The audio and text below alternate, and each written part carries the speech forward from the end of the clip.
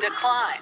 Sightings of this deadly predator off the country's western Cape have been dropping rapidly for the past 5 years. Deborah Pata went to sea with a group of researchers who urgently are trying to figure out why the ocean is so quiet. It's a bumpy ride from Gansbaai as we head off with renowned shark expert Sara Andriotti. This was once the shark capital of the world. But now the apex predator, which has survived over 400 million years, is in deep trouble. 4 years ago, you'd see between 5 to 20 great white sharks a day during peak season. Now you'd be lucky to see that many in an entire year. Oh, you caught us by surprise. This trip just happened to be one of those lucky days. See the deadly silence that we see. No great white sharks around us is actually an alarm.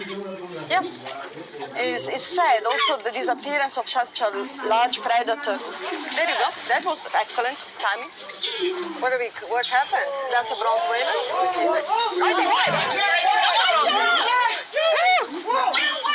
Okay. This is the first white shark Andriotti has seen in over 2 years. Getting a sample is crucial. Not so easy when your subject keeps outwitting you with its mercurial movements. But after several attempts, including a thorough soaking, there's cause for celebration. Oh yes, this time we got a sample. What does it mean to get a sample from the great white? So it could give an indication of whether we have new sharks coming in the bay. A new shark coming in the bay. So where have all the other sharks gone? Many scientists believe longline fishing is one of the main culprits. It legally targets smaller shark species exported to Australia for fish and chips.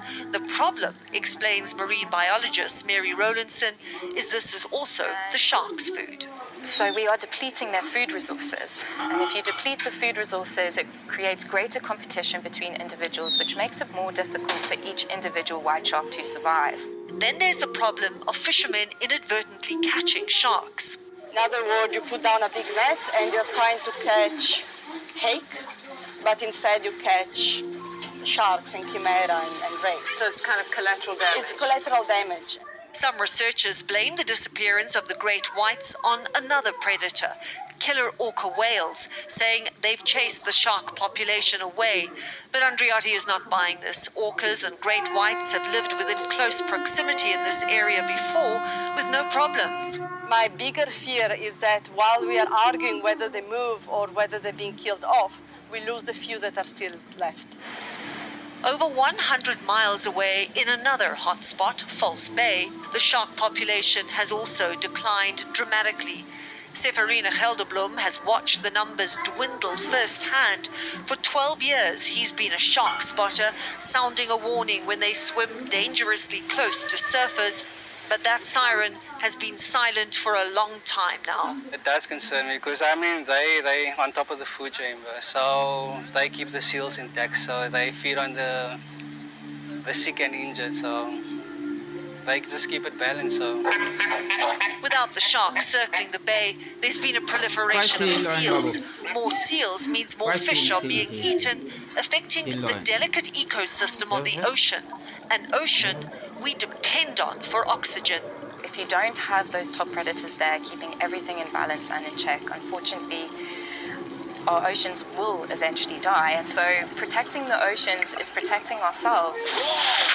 Great whites are often incorrectly portrayed as bloodthirsty killers preying on humans, but it turns out we could well be their biggest threat. For CBS This Morning, Saturday, Deborah Pata, Gansbaai. You know a lot about this, Glor. The lions of the ocean, the great balance keepers. Yeah. If that's out of whack, then everything else is on the water. Yeah. But how incredible that moment in the peak. I know.